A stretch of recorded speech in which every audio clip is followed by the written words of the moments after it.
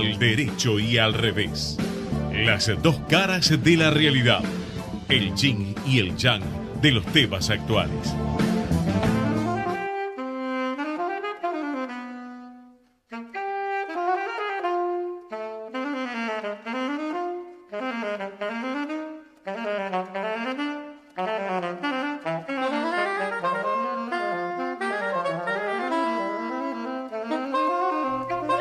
Hola, buenas noches, ¿cómo están todos? Aquí estamos en una nueva versión, creo que la número 26 del programa Al Derecho y al Revés. Sí, señores, acá estamos tratando de dar las dos versiones sobre los mismos temas para que después los que decidan sean ustedes, los oyentes, los muchos oyentes que tenemos seguramente del otro lado del micrófono.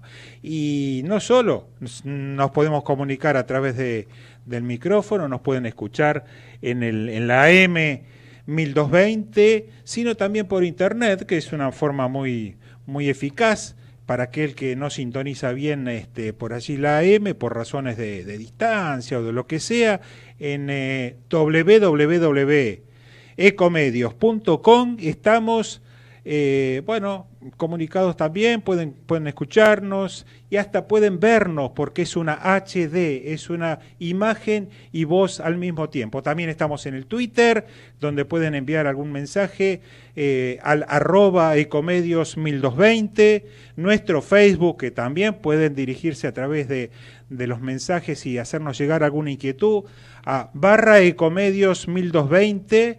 Y bueno, YouTube, tenemos muchas vías de comunicación y vamos a darle un teléfono que puede ser el 30376828, es el WhatsApp, y otro número de teléfono directo 43251220.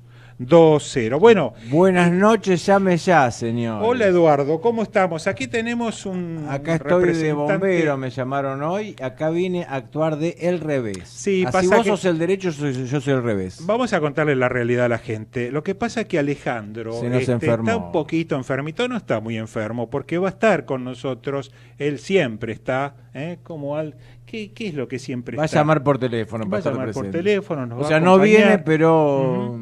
No viene, pero va a interrumpir. Bueno, pero ya tenemos en comunicación a un entrevistado de hoy, que bueno, vamos a ver si realmente lo tenemos en línea. Le decimos buenas noches, Carlos Rosen, ¿estás allí? Buenas noches, estoy aquí. ¿Cómo estás, Alfredo? Hola, Carlos. Vamos a presentarte como corresponde, gracias por estar del otro lado. Vamos a decir que Carlos Rosen es un contador público con especialidad en temas de auditoría, y Carlos Rosen, es una persona muy preocupada y permanentemente actualizada en temas vinculados con no solo la auditoría, la contabilidad, las finanzas, sino en especial algunas temáticas tales como fraude, corrupción. Y Carlos tiene muchísimos antecedentes, pero vamos a mencionar un par de ellos. Carlos es socio de la empresa consultora BDO, es una consultora internacional de auditoría, impuestos, etcétera, etcétera, y él tiene, por supuesto, a cargo buena parte del área de auditoría, en especial todo lo referido a temas de fraudes, investigaciones, etcétera, etcétera.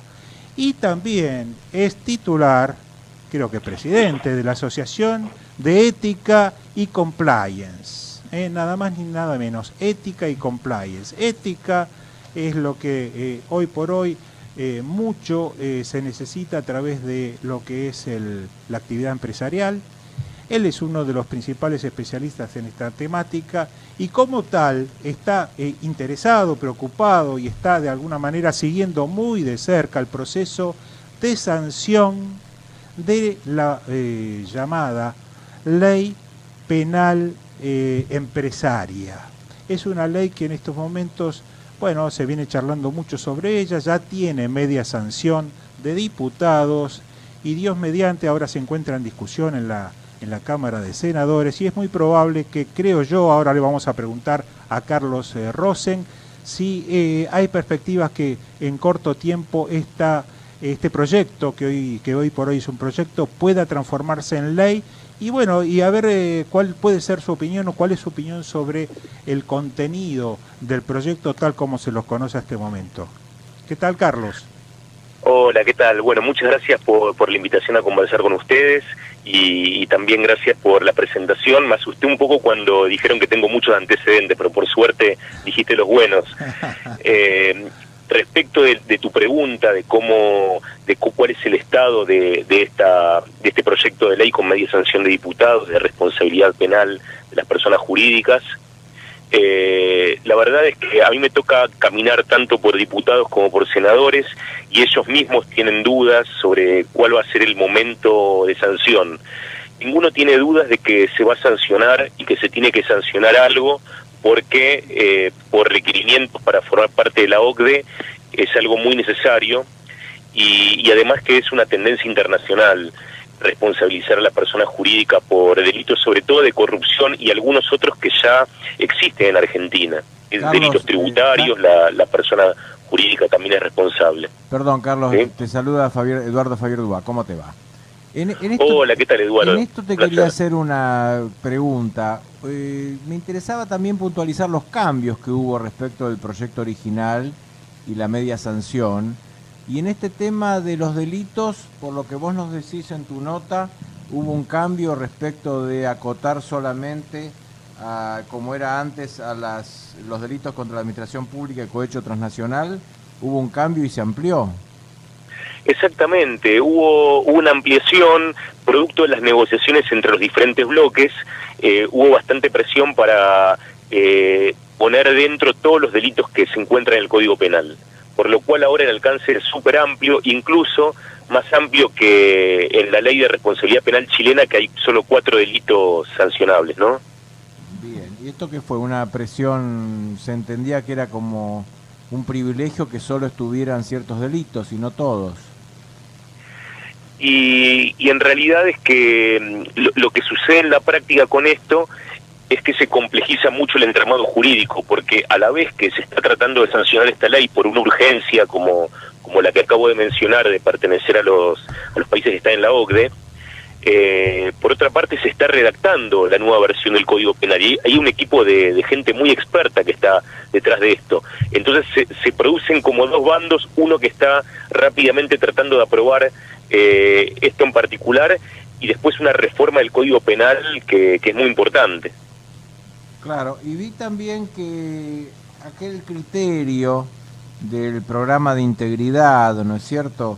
O sea, aquella situación en la cual la culpabilidad o no de la persona jurídica podría depender del defecto de organización, para decirlo de alguna manera, ¿no? De la falta de culpa de vigilando. Esto se atenuó y no... Porque antes entiendo que el proyecto decía que si se cumplían todas las reglas de organización interna, formal, de procedimientos, de sistemas, etcétera, etcétera, la persona jurídica quedaba exceptuada. Y ahora pareciera que esto es simplemente un atenuante, ¿es así? Exactamente. Al principio la ley que resultaba del modelo chileno y de algunos otros países también en forma similar, tenía un régimen de responsabilidad atribuible por la falta de cuidado del management para poder implementar todos los controles adecuados. Entonces, cuando se verificaba que eso existía, esa falta de cuidado, por la falta de implementación de un adecuado programa de compliance o de integridad, se atribuía directamente la responsabilidad. Ahora quedó la responsabilidad como objetiva, es difícil atarla, y por eso también el programa ya no es más un eximente, sino que es un atenuante. O sea, no hay incentivo para el programa, o hay menos incentivo, ¿no? Hay incentivos, pero no son los mismos, porque por un lado sí hay incentivos porque primero es la forma de evitar problemas graves, ¿sí? Y un problema grave hoy puede ser una multa, hoy no, cuando se sancione la ley, puede ser una multa graduable de entre el 1 y el 10% de los ingresos brutos promedio del último año de la compañía, del último año, y la multa puede ser agravada llegando hasta un 20%, pero también mediante un acuerdo de colaboración eficaz y otras acciones podría resultar en un 0,1%. Y en eso no es un eximente, pero es un casi, ¿no? Sí. Carlos, te cuento que además hoy, bueno, hoy si bien no lo tenemos acá en persona, Alejandro Dulkarov, lo tenemos sí en la línea, interesado en formularte alguna pregunta. ¿Nos escuchás, Alejandro? Sí, los estoy escuchando desde el primer minuto. Bueno, ¿qué tal? Alejandro, que espero que te recuperes pronto. Los tenemos también a Eduardo, que No tenés justificación, Alejandro. Bueno, mi voz habla por mí, ¿no? Sí, seguro, la practicaste hace un rato, ya sé. Lo saludo a Rosen y aprovecho lo que él estaba contestando para preguntarle. Él hablaba de las sanciones económicas. Una pregunta, ¿usted piensa que ese porcentaje sobre los ingresos brutos de las empresas se tiene que calcular solo sobre los ingresos que hayan declarado o si se probara que tuvieron otros sería sobre los ingresos reales? Sinceramente es una pregunta que es la primera vez que la escucho y me parece súper interesante.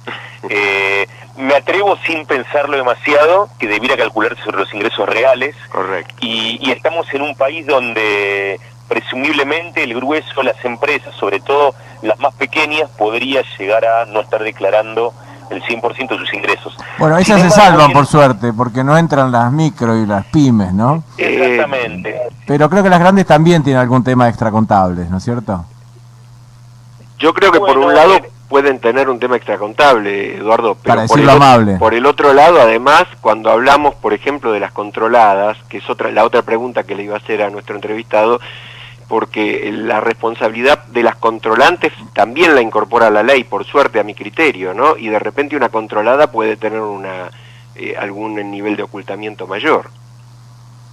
Exactamente. Si se tiene influencia significativa o control sobre la otra empresa, queda alcanzada y es así como usted dice. O sea, sería un ingreso consolidado del grupo.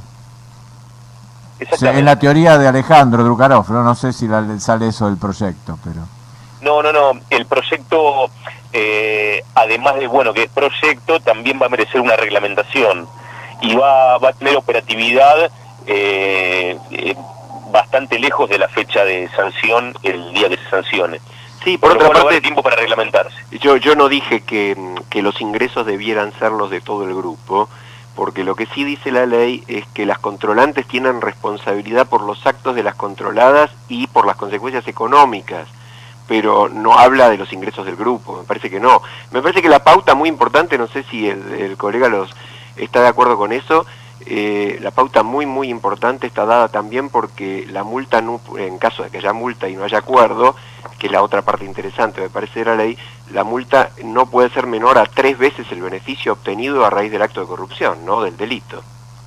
Exactamente, eso lo estipula la ley, pone ese piso y además también estipula que se debe ir a recuperar el dinero mal habido, ¿no? Carlos, una pregunta. Además de la multa. ¿Vos crees que los fiscales, que entiendo sería el interlocutor judicial válido en esa pretendida negociación para que el sistema, digamos, de multas cuente con un atenuante? Decía, si esos fiscales penales con los cuales cuenta la Argentina en estos momentos están en condiciones de negociar, entre comillas, y en el buen sentido de la palabra, con las empresas a fin de discutir la forma de colaboración y la disminución de una sanción? A ver, en principio, a mí me ha tocado implementar unas cuantas áreas de compliance y revisar unos cuantos programas, decenas. Yo creo que quien no tuvo la experiencia de ese lado del mostrador, de entender lo que realmente implica implementar un programa de integridad, Claro. Uno parte de la base que dista de estar en condiciones, salvo que se entrene o se capacite. Carlos, vamos un poquito más atrás, vos sos un especialista. Explícale a la audiencia qué es un programa de integridad. Bueno, un programa de integridad es una serie de medidas que hace las veces de sistema de partes interrelacionadas que sirve para prevenir, disuadir, detectar y actuar frente a la comisión de delitos, si es un programa de integridad, como por ejemplo Los Chilenos, que es un programa de prevención de delitos, pero en general lo que está tratando de hacer es lograr el buen comportamiento de la gente. O sea, si una empresa, pone en marcha un programa de integridad eficaz, que funcione, que sea bueno, las posibilidades de reducción de las multas o sanciones se van disminuyendo, van mejorando la situación de la empresa. ¿Es así? Exactamente. Las probabilidades de que no ocurra este tipo de acciones no deseadas disminuye dramáticamente. ¿Y quién aprobaría estos programas de integridad? ¿Se pensó en algún tipo de acreditación? De decir, bueno, tengo un programa de integridad aprobado por XX y entonces si lo cumplí, soy merecedor de los que cumplieron el programa de integridad, porque también puedo dibujar cualquier cosa y ponerle el título programa de integridad, ¿correcto? Bueno, eso que estás diciendo es súper interesante, porque hoy en todo el mundo, sobre todo en los países desarrollados, se está hablando de compliance make-up o compliance para la foto. Y llamativamente lo que suele suceder cuando el regulador presiona mucho porque existan los programas, lo primero que se hace es salir bien en la foto. Por ejemplo, un código de ética tiene que estar comunicado a miles de personas en una compañía grande. ¿Qué va a tratar de hacer uno? Es tener una constancia de que lo ha comunicado. Ahora, realmente, la gente entiende lo que dice, está en condiciones de actuar en consecuencia, existe un compromiso de cumplirlo. Y la verdad es que cuando se pone todo el foco en receptar las firmas de cada uno que lo leyó y de hacer un cuestionario a fin de año, lo más probable es que no. Por eso hoy se está tratando de trabajar con algún tipo de dispositivo vinculado a la transformación digital, donde en forma mobile uno pueda ver el código, responder preguntas, recibir todos los días algo. O sea, eso se está mejorando continuamente. ¿Existen autoridades certificantes de estos programas de integridad en otros países del mundo que digan, Bien, bueno, este programa fue bien hecho? O sea, habría que certificar si el programa es bien hecho y luego si se está cumpliendo, ¿no? Bueno, frente a la necesidad que tiene un fiscal que va a negociar la pena o un juez que en pocos días tienen que entender el largo trabajo, en teoría, ¿no?, que hizo una empresa para implementar esto, este tipo de autoridades se tiene que valer de algún tipo de acreditación del programa. Entonces, acá se genera esta complejidad de ver quién puede dar fe de que el programa es bueno. En Chile, por ejemplo, existen entidades que certifican los programas, son firmas totalmente independientes de las que implementan, y es un modelo muy particular. Por ejemplo, en España se acaba de aprobar la ISO 19601, que es un desprendimiento de la ISO 19600 que es no certificable, que es del sistema de gestión de compliance, y esta ISO 19601, que es sistema de gestión de compliance penal, sirve para que las empresas lo tomen de modelo, y algunas se lo empezaron a certificar. Por ejemplo, en Perú, que también hay una nueva regulación al respecto sobre corrupción, lo que optó el regulador es darle a la Comisión de Valores peruana la autoridad para expedirse sobre la adecuación del programa de compliance toda vez que existe un delito. Sin embargo, cuando uno habla con las autoridades de la Comisión de Valores de Perú, se quieren matar, porque no tienen idea de lo que es un programa de compliance. De hecho, espero que no me estén escuchando en Perú, hay una evaluación en curso que me están llamando. Toda Latinoamérica te está escuchando, lamento, pero esto llega a todo el mundo. No, tengo una pregunta, ¿estos programas son primos hermanos de los códigos de buen gobierno corporativo? Tiene mucho que ver con el buen gobierno, porque parte del buen gobierno es la gestión de riesgos. Y cuando uno está gestionando riesgos, uno de los riesgos más importantes que puede gestionar es el riesgo del fraude. Ahora, Carlos, si me disculpa, me agrego con una pregunta. Yo creo que el tema del buen gobierno me parece una idea bárbara, creo que estamos todos muy interesados, los profesionales que nos escuchan seguramente también. Pero me da la impresión de que la preocupación real que puede tener la sociedad es si va a funcionar el artículo 20 y siguientes de la ley, es decir, el acuerdo de colaboración eficaz. Si esta ley va a ser la que realmente abre la puerta a que la Argentina tenga su proceso parecido en alguna mínima medida al Lavallato, por ejemplo. Y yo me agrego, antes de contestar, con algo que sabemos muy bien que funciona en la Argentina, que es hecha la ley. Exactamente. Entonces, el problema no es tanto el texto, creo yo, sino la complejidad de la implementación y después las vueltas que le demos. Nos pueden salvar las auditorías externas que vengan de otros países para decir si el sistema realmente está o no funcionando. ¿No te parece, Carlos, eso, que esto puede ayudar? Sí, yo creo que el sistema está saliendo algo medio Frankenstein. Claro, de hecho, todavía ni me preguntaron nada sobre la imprescriptibilidad de este tipo de es una delitos, pregunta que acá tenemos era lo que apuntada. venía. Exacto. que es algo bastante preocupante, pero bueno, están saliendo este tipo de cosas, producto de la negociación, porque es como que el gobierno tiene que llegar a algún lugar con esta ley y en el camino van pegándole sopapos a la ley hasta que queda lo que queda, pero la tiene que llevar.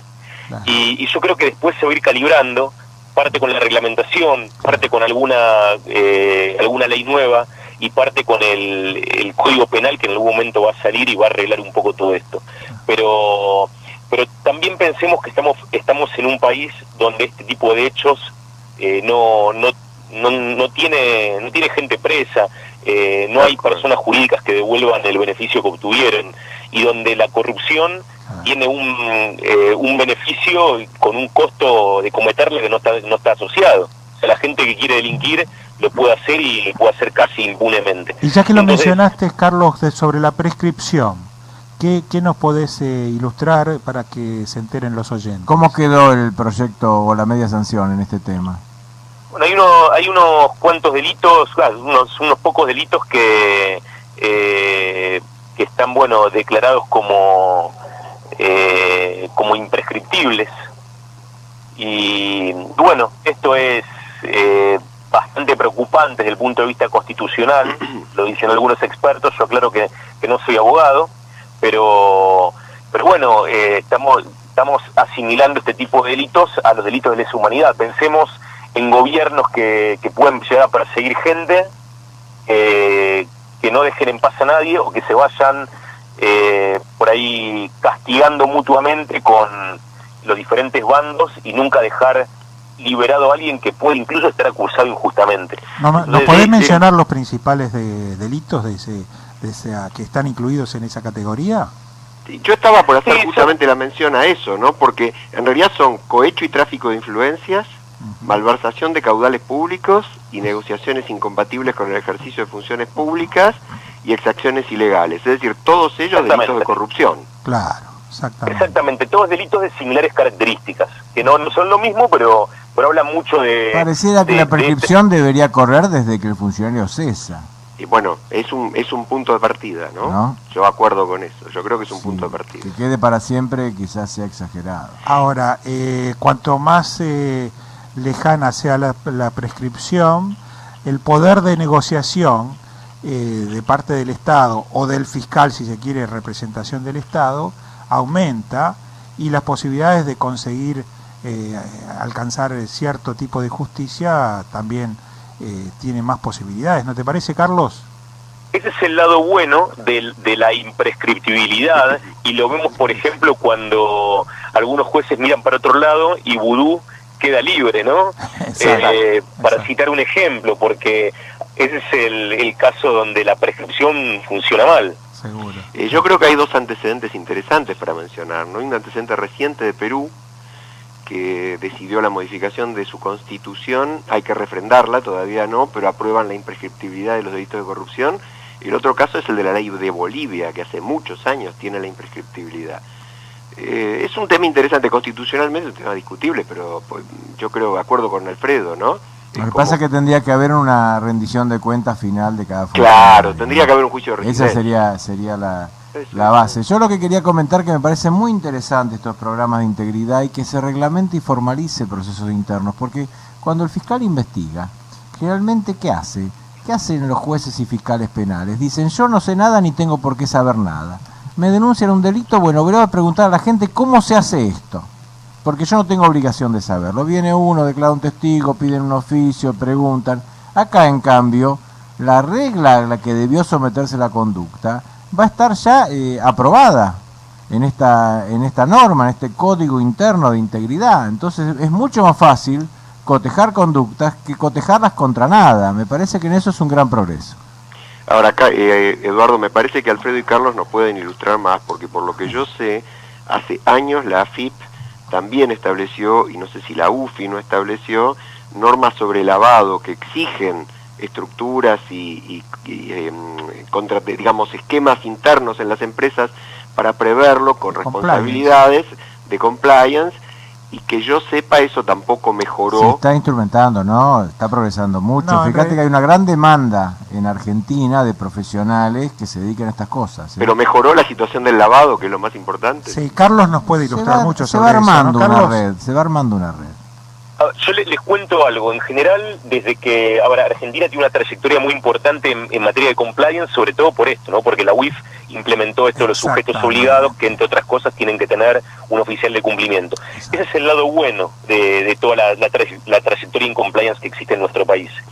El lado malo es que cuando se estructura la función de compliance y el rol de compliance officer o oficial de cumplimiento solamente por lo que llamamos requisitos, que es cumplir con determinadas cuestiones obligatorias, nos olvidamos de la otra mitad de compliance, que es tan o más importante que la primera.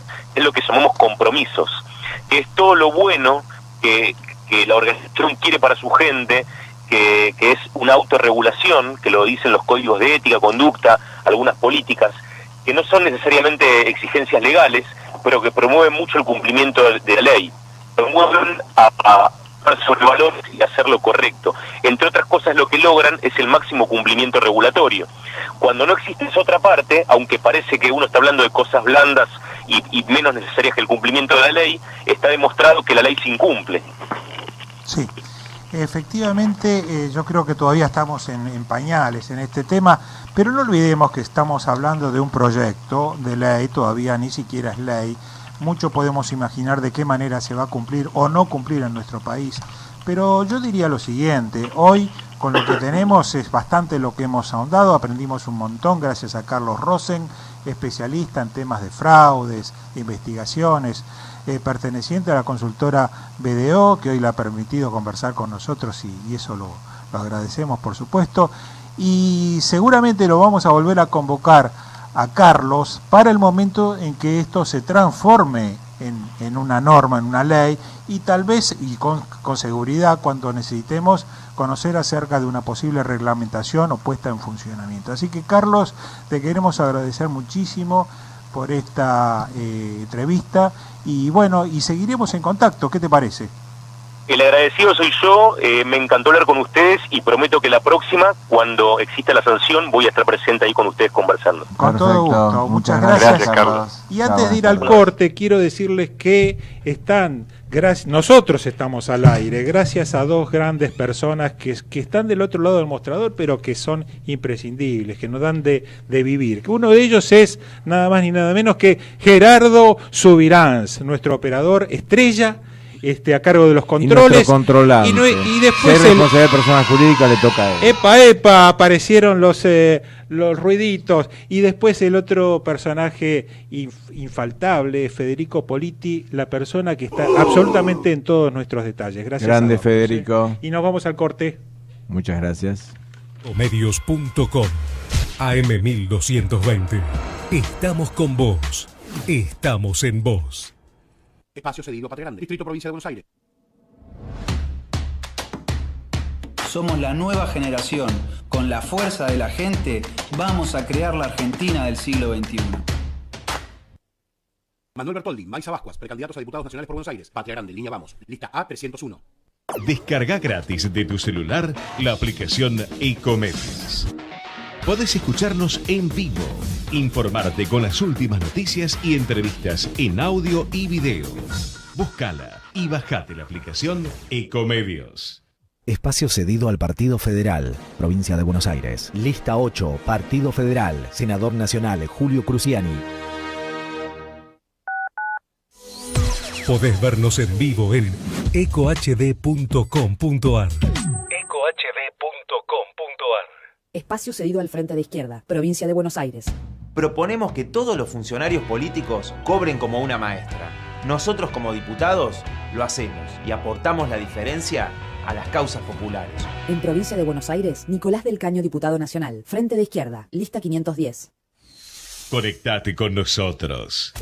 Contestador 5-254-2353.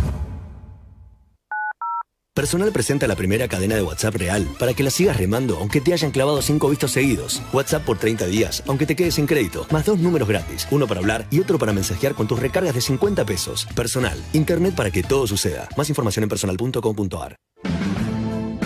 Un equipo de columnistas que no son periodistas profesionales, sino ciudadanos con formación universitaria, vocación de verdad y compromiso social. Bueno, estamos nuevamente al aire y vamos a retomar con un breve comentario, ¿te parece, Eduardo, sobre lo que acabamos de conversar con Carlos Rosen? Y son temas que se trasladan de lo penal también al movimiento comercial de la empresa, a la organización empresaria. Sí, ¿vos te parece que esto va a incrementar algún costo de la empresa también? Mira, puede haber un costo, pero como no aplica a las pymes, sino que aplica a empresas más grandes, me parece que es un costo más que razonable y que debería ser soportado. Las empresas tienen que profesionalizarse cada vez más, ¿no es cierto? Y esto implica un ejercicio de profesionalización, no solo de su gestión, de compras, de ventas, de procedimientos vinculados a la empresa en sí, sino vinculados al flujo de fondos, a los intereses en juego, a los deberes de los directores de lealtad y diligencia. Yo recuerdo Me gusta el tema. Yo recuerdo cuando salió hace ya por el año 2000, 2001, 2002, la ley de lavado de dinero y sus primeras reglamentaciones, que una de las quejas mayores por parte de los especialistas y en especial de los empresarios era que ponía en carga de ellos una serie de obligaciones de informar, de reunir ciertos requisitos de organización interna, de cumplimiento de normas, etcétera, que les iba a implicar, estimaban ellos, unos costos de auditoría y de asesoramiento y de consultoría muy elevados. Después, pasó el tiempo y eso fue... La clave es el criterio dimensional, ¿sabés? Que a veces en Argentina no tenemos. Tenemos la misma ley de quiebra para el ama de casa que para la gran empresa, tenemos la misma ley de sociedades pero acá en para uno y caso, para otro. Esto acá, no es aplicable en este caso a las pequeñas. Tenemos, claro, acá ya tenemos un principio dimensional que me parece sumamente interesante, positivo. Creo que tenemos que ir esto. Además, nosotros luchamos en Argentina contra los extracontables, ¿no es cierto? Que vienen históricos y cómo se manejan. Bueno, esto de a poco me parece que va a ir limpiando esos extracontables, dejando pocos huecos para cuestiones que no se... seguimos con si me perdonan, porque yo estoy ahí. No estabas enfermo, como un Alejandro. fantasma, estoy como un fantasma. Bueno. Navegando sobre de la ustedes. Cama y nos quiere dar su opinión. Alejandro, ¿qué decís vos? No, yo creo que lo que ustedes plantean es lógico, las preocupaciones, digamos, sobre este tipo de cosas que no se conviertan en formalidades burocráticas y tecnicistas, me parece lógico y sobre todo costosas para nada. Pero creo que la clave de esta ley es otra, tenemos muy en claro nosotros que es otra. Se trata fundamentalmente de introducir la posibilidad de evitar que los beneficios se consoliden entre las empresas mientras los responsables de los delitos no van presos, por un lado, porque hasta ahora ese era un problema también. Muchos de esos beneficios iban directamente a sociedades, mientras el autor, que además en general queda impune, no tenía, se la llevaba un poco es decir, recibían el beneficio y no tenían posibilidad de condena. Pero por el otro lado me parece que lo más importante claramente es el tema de la delación premiada, ¿no? Que en la ley nuestra tiene otro nombre, se llama Acuerdo de Colaboración Eficaz. Creo que esa es la clave para que verdaderamente demos una vuelta en este camino contra la impunidad, ¿no? Bueno, esperemos que funcione. La verdad que es una expectativa. Yo te entiendo, creo que tenés razón. Puede ser, también lo podemos tomar como el revés de la otra posibilidad, de la postura, o el derecho, ¿no es cierto? Y el revés es la opinión nuestra sobre costos. Pero lo que decimos, no sea cosa de que impongamos en marcha normas, leyes, reglamentaciones, que de pronto lo único que hagan es aumentar los costos, hacer más complejo el proceso de investigación, ponerlo en manos de gente que no está totalmente capacitada, como me parece a mí que va a ocurrir si no se introduce un mecanismo de puesta a tono por parte de los fiscales, porque va a estar en manos de ellos la posibilidad de detectar y negociar este sistema de colaboración eficaz. que así Alfredo, que aprendan sobre la marcha, pero bueno, hay que hacerlo, hay que hacerlo. Sí, vos fíjate, yo pensaba, ¿no? Esta situación, por ejemplo, de ayer, de la condena de Menem, hoy estaba viendo por televisión un gigantesco acto en respaldo a Menem, hablando de su proscripción. Bueno, creo que hay cierta analogía, ¿no? Si lo que vamos a pensar frente a alguien que está condenado 2 veces, como la condena no está del todo firme, porque le falta un recurso extraordinario, que es extraordinario, porque tiene una condena ya definitiva de casación penal, es, pobre hombre, lo están proscribiendo. Sí, pero te voy a dar una idea desde el revés, y espero que tu estado de salud no se agrave por esto. Desde hace mucho tiempo, por lo menos en derecho concursal, se buscó separar al empresario de la empresa. Y decir, bueno, usted empresario no merece una solución concordataria, no merece pagar menos y en cuotas, porque usted se portó muy mal. Usted no lo merece, pero su empresa sí.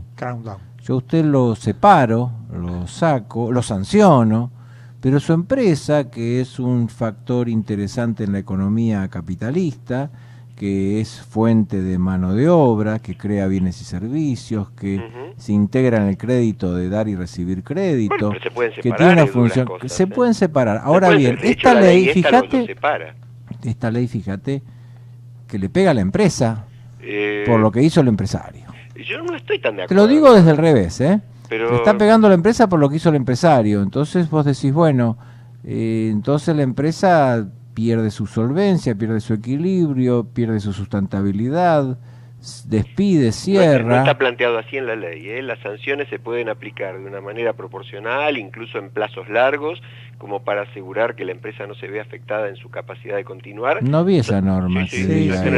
Hay una posibilidad de financiar las multas hasta en 5 años, pero el que tiene la facultad es el juez, ¿no? Otra vez está en cabeza de la jurisdicción. A mí me parece que es un hilo es una frontera finita, ¿sabés? Que tenemos que estar muy atentos. Yo creo que hay que avanzar en todo esto y ver qué pasa, pero con estas previsiones o prevenciones para que no se transformen en un problema o en un fracaso, ¿no?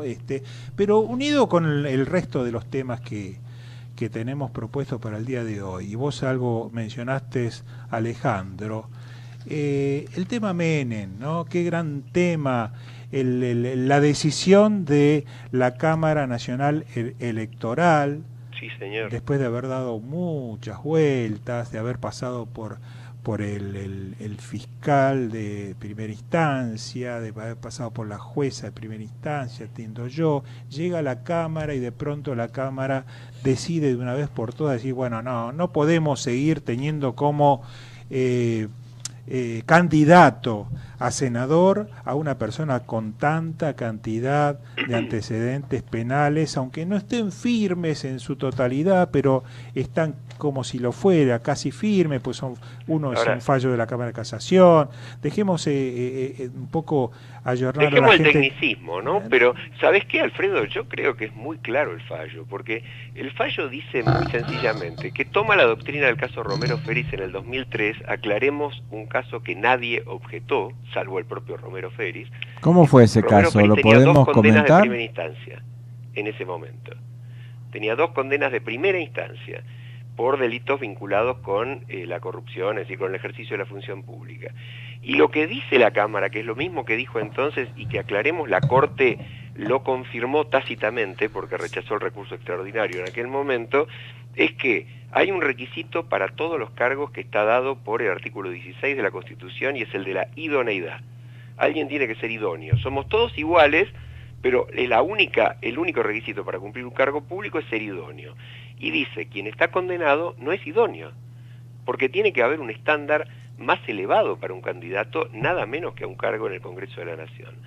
Yo creo que esa jurisprudencia es definitiva. Básicamente la Cámara lo que hace es remitirse al fallo anterior y estableció una vara, además, a partir de ahora, a mi criterio, que es que quien está condenado, repito, condenado, no procesado, está claramente incurso en la causal también del artículo 66. ¿Aunque no esté firme? Aunque no esté firme. ¿Me dejás que vos... Si no está firme... Eso dice la Cámara, eso lo confirmó la Corte. Yo te lo quiero comentar o discutir, si se puede, desde el derecho y revés. Podés, por supuesto. Yo pienso, mientras no hay una sentencia firme, ¿no rige el principio de inocencia? Sí, acá no solo los que argumentan del otro lado dicen que no está firme, sino que además que hubo, creo que en el caso Armas, si no me equivoco, alguna sentencia de alguna instancia que fue a favor. En el caso de contrabando. En el caso de contrabando de armas, sí, que fue a favor de Carlos Menem. Es decir, como que hay sentencias contradictorias y todavía no está el fallo definitivo. Pero bueno, más allá de eso, charlando en charlas de café con algún que otro amigo, y esto también para ponerlo en el lado del revés de esta charla, de esta conversación que estamos teniendo. Es para que te suba la fiebre, Alejandro. Resulta que hablando con un par de amigos, dice, pero fueron excesivamente exigentes en un país como la Argentina. Además, Carlos Menem es el mejor tipo, el mejor presidente, la mejor persona que hemos tenido en la Casa de Gobierno. Como persona. No estamos hablando como en su conducta, sino en el trato afable con la gente, con los amigos, con los empleados de la Casa de Gobierno. Bueno. Campeón mundial en carisma. Bueno, me dijeron que Robledo Puche es muy simpático. Bueno, de acuerdo, pero está bien. Todo esto en un país como la Argentina. Qué horror, qué horror. No habrá sido tal vez lo que ha pesado hasta ahora como para no llegar a separarlo de... No, yo sinceramente creo que lo que sí pesó hasta ahora claramente es un planteo corporativo de la política, ¿no? Me da la impresión de que hay una defensa que por supuesto frente al escándalo, porque acordémonos que la Cámara de Diputados separó, por ejemplo, a Luque, el diputado catamarqueño, sí, por el caso de María Soledad, a Varela Cid, que después fue absuelto por prescripción, si mal no recuerdo, pero ya estaba procesado, no condenado, por un delito también de pedido de coimas, y a otra diputada formoseña, si mal no recuerdo, que había amenazado a unos periodistas. Es decir, que el estándar doble es tremendo. Menem está condenado desde 2013 por tribunal oral. Y como vos sabés muy bien, Alfredo, porque es una causa en la que interviniste personalmente... Dos causas. Bueno, las dos, pero en particular en la de sobresueldos, que también está condenado, sí. Está condenado por pagar $600 millones, cosa que nadie discute, ni él, sí. A funcionarios de su gobierno durante varios años. Y me consta porque el monto lo determiné el monto lo determinaste vos, exacto. Pero bueno, yo quería igualmente... Esa persona puede ser candidato a senador. Vos sabés que técnicamente opino en forma parecida a la tuya, pero además tenemos que agregar que tiene dos causas más, no son dos, sino que son cuatro, dando vueltas, que está la de AMIA 2, creo que se llama. Que está en juicio oral. Y está en juicio oral, pero bueno, ahí está bastante comprometido. Bueno, pero el Congreso también tiene la facultad de amnistiar y de indultar. Me parece que no, ¿no? ¿Cómo no? ¿No es el presidente la facultad? Bueno, o sea, pues la política, quiero seguir a la relación entre política, el Congreso puede amnistiar y el presidente indultar. Quiero ir a la relación entre política y derecho y sentencias. Es una relación para los dos lados, ¿no? Puede haber una sentencia definitiva condenando y de golpe indultarte. ¿Correcto? Sí, puede haberla, por supuesto, sí. Ahora, otra cosa que... También puede haber una suerte de reacción violenta de toda la sociedad por algo por el estilo, ¿no? Cada uno se hará cargo de las medidas que toma. Bueno, ese esquema no podemos computarlo, porque si vamos a hacer las cosas por eso, creo que tenemos que reconocer que el orden jurídico está condicionado dentro del mismo orden jurídico al orden político. Ahora fíjate, Eduardo, dentro del mismo orden jurídico te lo digo, pero el indulto nunca lo podría habilitar para ejercer un cargo público. Pero una ley podría decir que sí. Si hay una sanción judicial de inhabilitación perpetua como tiene Menem, ningún indulto podría habilitarlo para ejercer un cargo público. ¿Por qué no podría? Bueno, a mí me da la impresión de que quien adopte un acto de ese tipo se expone incluso a un juicio político, ¿no? Porque es una vulneración. Con ese criterio podemos indultar a cualquiera, no importa el tipo de delito que haya cometido, y se acaba la división de poderes. Pero ¿no? Lo que no podemos ignorar en que todo este tiempo Menem, como senador, no ha aportado, creo que absolutamente ningún proyecto de ley. Absolutamente. Tampoco prácticamente asiste a las sesiones, ni ingresa ni participa de los debates. Entonces uno se pregunta, es un senador que no solamente se le está pagando como tal, sino que, sabes vos, saben todos, que cada senador tiene un grupo de personas a su cargo, asesores, empleados, etcétera, etcétera, que digamos son 15, 20 personas que supuestamente deberían estar trabajando en los intereses de la República, haciendo propuestas, participando o ayudando a participar al senador designado en las discusiones, haciendo contribuciones, enriqueciendo la democracia en definitiva. Y nada de eso está ocurriendo. Esto también lo tenemos que poner. Totalmente de acuerdo. No sabemos si no lo hacen. No lo hacen. No No solo lo no lo hacen, hacen, sino que me pregunto qué estarán haciendo esas personas si su jefe, el senador hasta ahora, ¿no es cierto?, Carlos Menem, estaba prácticamente ausente. ¿Qué hacían? ¿Se dedicaban a qué cosa? ¿Iban a trabajar todos los días? Yo les confieso que el año pasado, cuando hicimos una campaña bastante enérgica reclamando leyes como la del arrepentido, como la del acceso a la información pública, que finalmente por suerte son una realidad, la extinción de dominio, no dejemos de mencionarla, Alfredo sigue esperando. ¿Para qué me paro? Parece. Pero en aquel momento hicimos una larga recorrida por el Congreso y les puedo asegurar que no hace falta más que transitar los pasillos para comprobar la cantidad de diputados y senadores que van muy poco al Congreso. Pero nosotros no podemos desprestigiar a los representantes parlamentarios porque vamos a desprestigiar la democracia y vamos a terminar como los militares que decían no sirve, cerremos el Congreso. No, Edu, vamos a reclamar que hagan su trabajo como corresponde. Yo estoy de acuerdo con Alfredo. Alguna vez tendríamos que tocar como tema por qué diablos no les descuentan las dietas como corresponde a los que faltan a las sesiones. Señores, este tema yo creo que ha tenido un encasillamiento, un encuadramiento adecuado. Veremos qué pasa en los próximos días.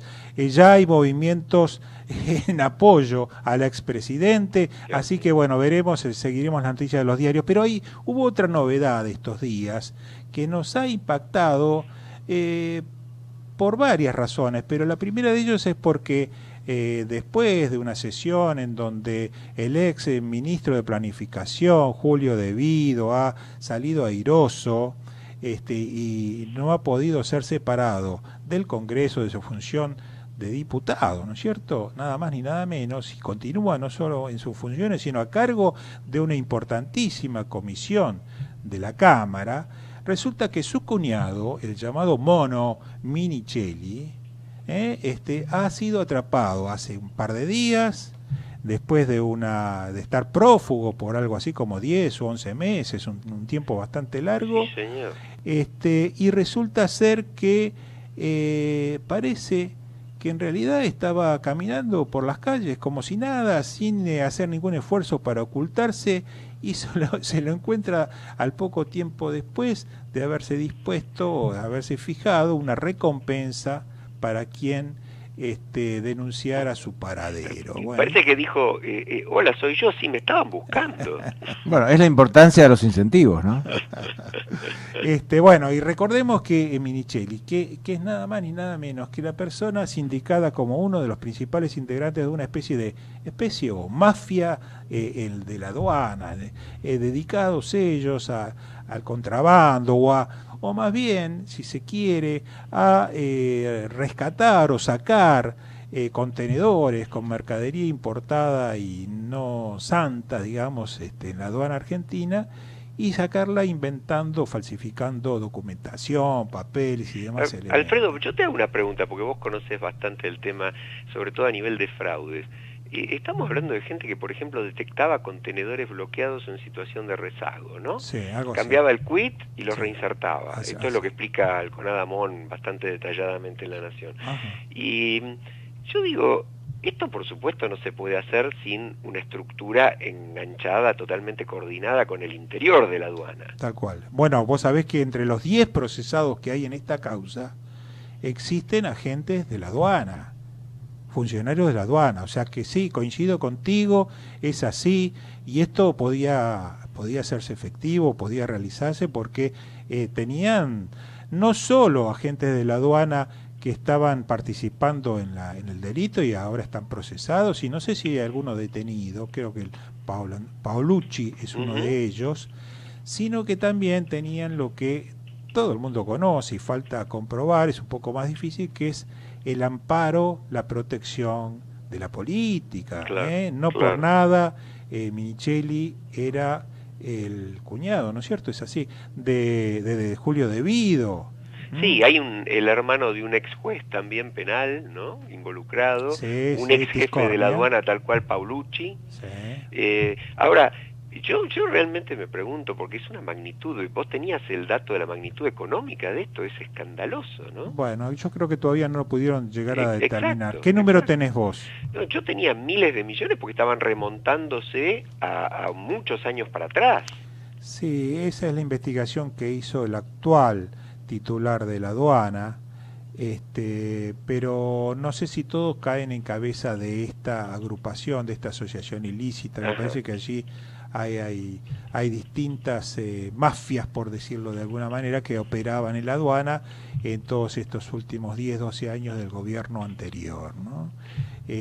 Pero bueno, lo importante es que ha aparecido. Yo supongo que va a tener un trámite rápido la causa y de esperar por los tiempos judiciales que estamos viviendo al respecto, también porque el juez que tiene a su cargo la causa, que es el doctor Aguinsky, es un juez con mucha experiencia y muy práctico, y entiendo que ya tiene el tema absolutamente claro y va a avanzar en la medida que no haya impedimentos procesales, va a avanzar con mucha celeridad, al igual que la fiscal que está al cargo de la causa, que es una... ¿Ustedes piensan que estas causas así penales tienen influencia sobre la política, sobre los votos, sobre las elecciones? ¿Hay alguna influencia directa? Yo creo que lamentablemente no. Yo también. Me parece que... Hay que sectores gente... que pueden cambiar sus votos, en la juventud, que creen un cambio. Esto que estamos hablando nosotros en este programa, no sé si por la hora o lo que sea, no influye, no incide en el común de la gente, porque es un tema inasequible, inalcanzable, difícil, complejo, y además que no pasa, no afecta directamente, sí indirectamente. Hay una matriz cultural que a esto no le asigna la importancia que debería asignársele. Sí, hasta que se produce algún episodio, ¿no? Fíjate que tenemos ley del arrepentido gracias al amigo López, siempre lo decimos, ¿no? Entonces, por ahí algún episodio que permita tirar del hilo. Alfredo, con vos tuvimos la experiencia de haber tenido contacto con personajes como Ugas, como Sergio Moro, y ellos te dicen que hay un tema de oportunidad. Es como que hay que trabajar para que esto pueda hacerse, y de repente hay una oportunidad en que las cosas se facilitan y a partir de ahí se abre la posibilidad. Y otra novedad, pasando de tema, pasando la página, de hoy, es que la Cámara de Casación Penal habilitó el inicio o el arranque del juicio oral en la causa Chicone, famosa causa Chicone. Interesante. En donde un expresidente, vicepresidente quise decir, quiso apropiarse de la empresa de fabricar billetes, nada más ni nada menos. Bueno, ¿quién no ha querido fabricar billetes alguna vez? Eso ¿no? es casi pero es un instinto natural del hombre. Él estuvo más cerca que muchos de nosotros. esa bueno, es una gran ventaja. Yo con la misma idea tuya de la simpatía de Menem, creo que hay que confiar en que la naturaleza humana nos lleva a estas cosas, ¿no? No ser tan duro. Y mejor no hablar de lo que pasó la semana, estos días, ¿no? Con respecto a la otra causa, la del auto de Vudú y su mujer. Pero eso era una causa insignificante, porque no era una causa yo creo que de corrupción, no merece era comentar. más bien un fraude familiar. Estamos totalmente de acuerdo. Y otro aviso que quería pasar, aprovechando los pocos minutos que nos van quedando, es que, y esto es a título informativo, algunos cuantos contadores públicos nos están escuchando en este programa, y quería decirle a ellos y a sus amigos contadores que la Corte Suprema de Justicia de la Nación ha abierto la semana pasada, ¿no? la puesta en marcha de un concurso de peritos oficiales en materia de anticorrupción. Es decir, qué importante. Sí, esto es totalmente novedoso, Alfredo. No es novedoso para los que estamos en el tema, pero sí quería que obrar como un despertador para aquellos que desconocen, como vos, este tema y que pueda transmitirlo a sus conocidos. ¿Cuáles son las condiciones para inscribirse? Mira, ¿ser experto en fraudes? No, todo lo contrario. Vos sabés que al revés. En realidad este cuerpo especial, en el caso de los contadores públicos, porque este cuerpo pericial no solo tiene contadores, sino lo que tiene también un abogado, también tiene arquitectos, a que parezca mentira, algo insólito. ¿Para qué se quieren arquitectos en un cuerpo anticorrupción? Y bueno, pero si es por profesión, toda profesión tiene algo. Y después hay además algo... debido no es arquitecto. Claro. Será por eso. Y también hay formando parte de este organismo profesionales, y esto sí es muy útil en estos tiempos que estamos viviendo, expertos en delitos informáticos. Esto es indiscutible que sí hace falta. Ahora, son 4 los cargos de contadores públicos que se están convocando a cubrir, y los requisitos, de acuerdo a lo que me preguntaba Eduardo, son tener alguna de las siguientes especialidades o conocimientos profundos en materia, por ejemplo, y esto tampoco para mí tiene una justificación, contabilidad internacional. Yo digo, ¿para qué necesita un contador anticorrupción saber de contabilidad internacional? Pero esto diciendo contigo, creo que es bueno, importante. lo podemos discutir. Otro requisito es tener la especialización en temas de administración pública, o algo así, o contabilidad pública. Esto parece razonable, tal cual, y alguna otra especialidad adicional. Ahora te hago una pregunta. ¿Hay límite de edad o Quintino del Elche puede presentarse? No hay límite de edad. Quintino Pierino del Elche, que nos estás escuchando como fiel oyente, podés presentarte, y lo va a ganar. No, pero lo va a ganar si se presenta. Es experito. Ahora otra cuestión, hablando de los experitos del otro cuerpo pericial, es ¿para qué existen 2 cuerpos periciales paralelos más o menos ocupados de los mismos temas, que es el viejo, antiguo cuerpo de peritos contadores oficiales de la Corte, y a la vez crearon uno nuevo, con una estructura nueva, con gente nueva, que se llama Cuerpo de Peritos Anticorrupción, que en realidad no tiene una justificación clara del ¿No será la especialidad? Bueno, cerrando un poquito los temas, podemos decir que se nos fue el tiempo, pero también que ahora viene el programa más importante de Ecomedios. ¿Por qué? Porque se trata de deportes, y en particular de Vélez Sarsfield. Señores, viene Vélez Radio con Carlos Martino, Diego Guitán y Tomás Amerio, que ya los tenemos casi ingresando a la sala, y con esto nos despedimos hasta el martes próximo. Gracias,